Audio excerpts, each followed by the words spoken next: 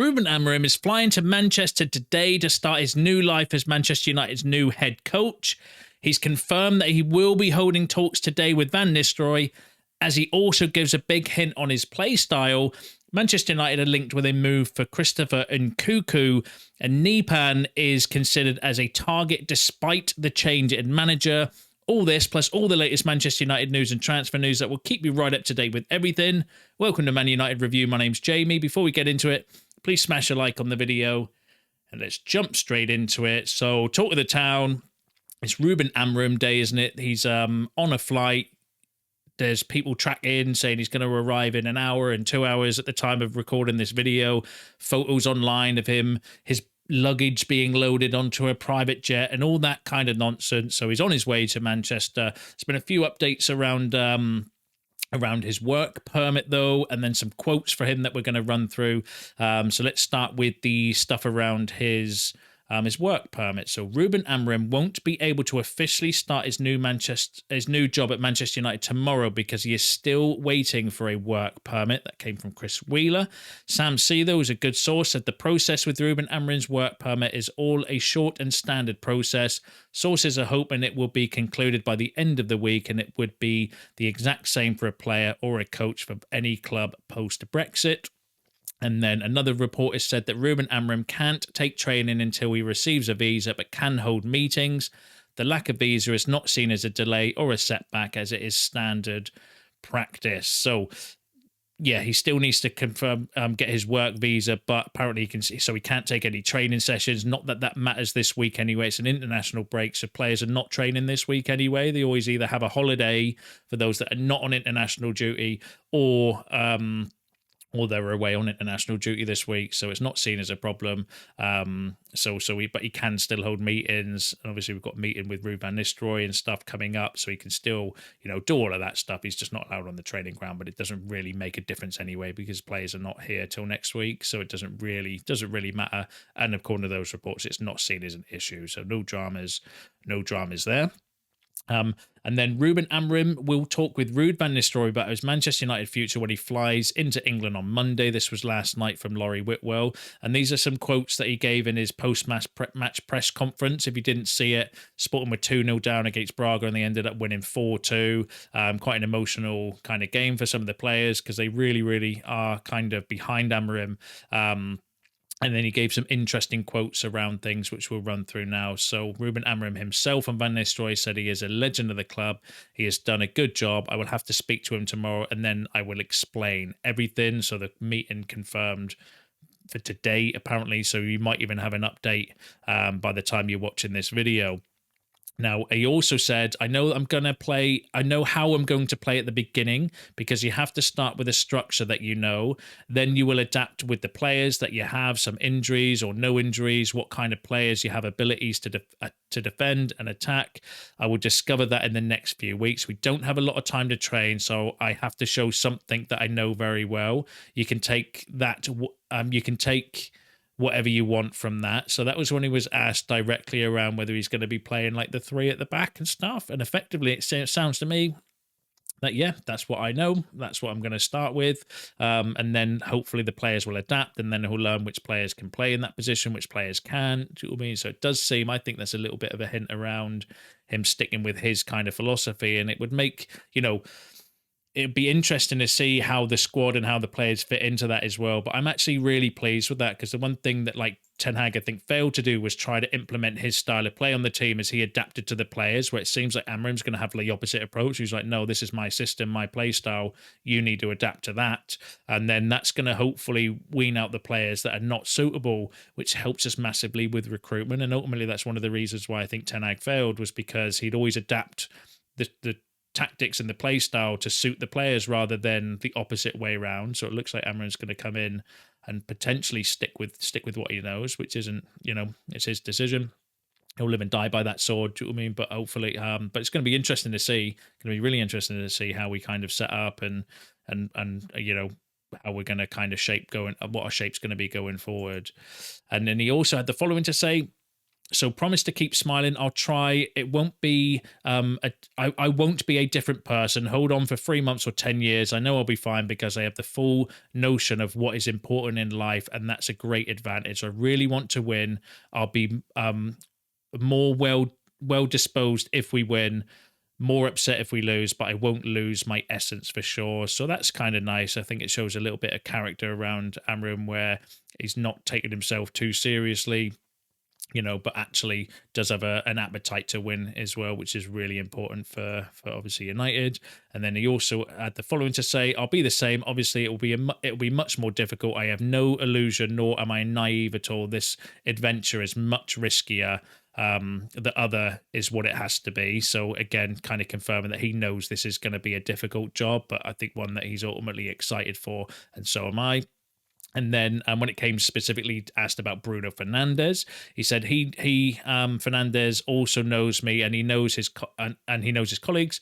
You may be more enthusiastic now. There will be phases where you won't be so enthusiastic, but I hope he and the other players are happy. That's halfway for the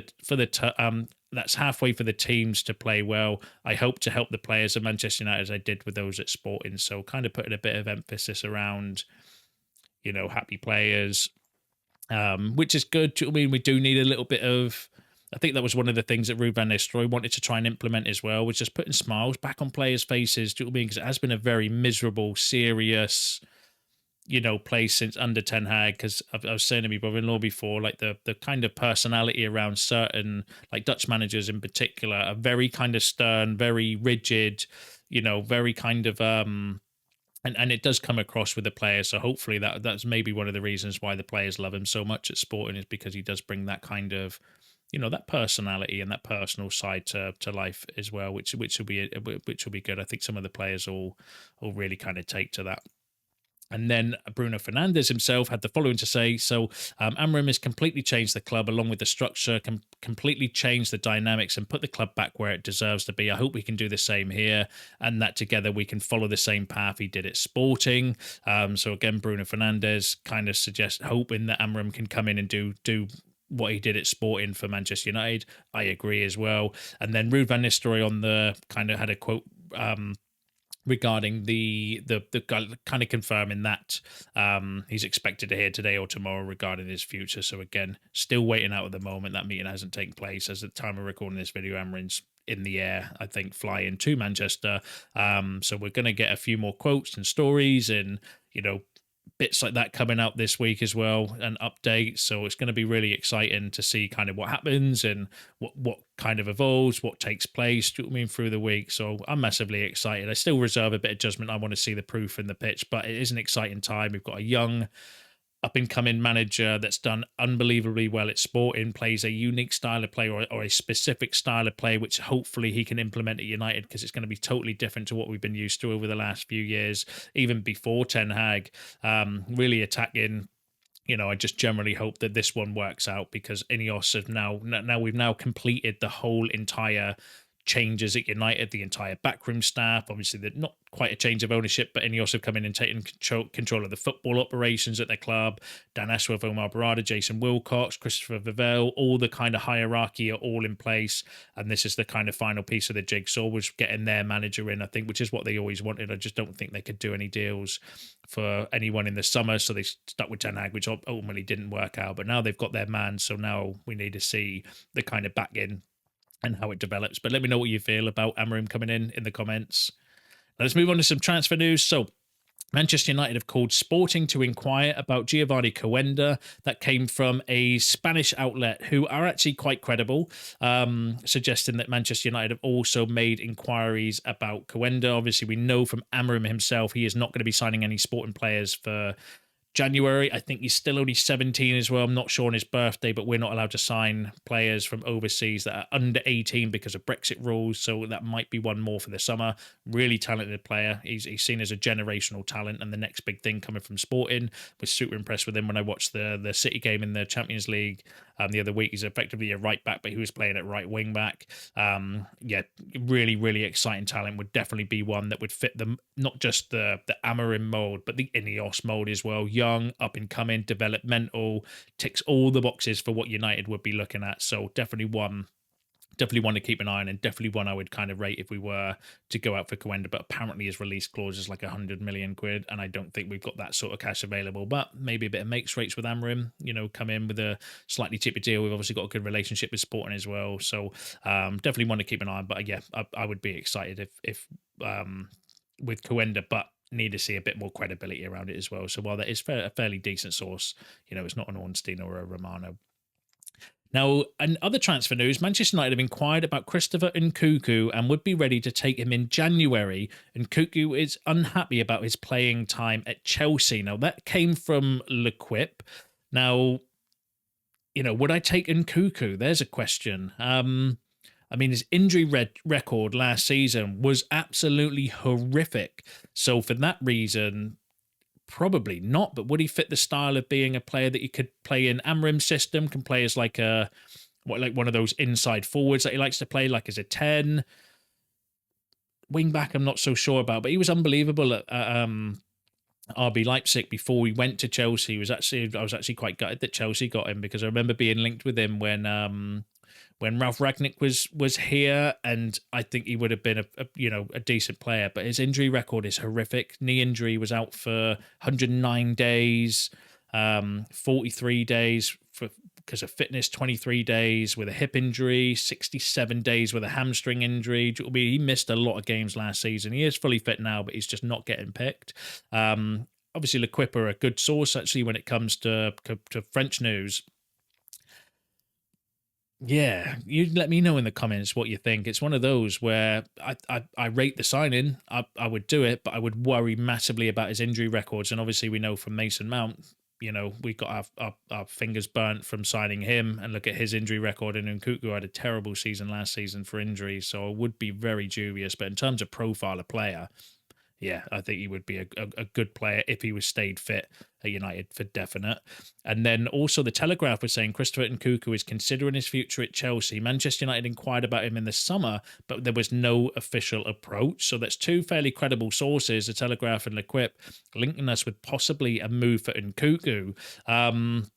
It's going to cost a lot of money.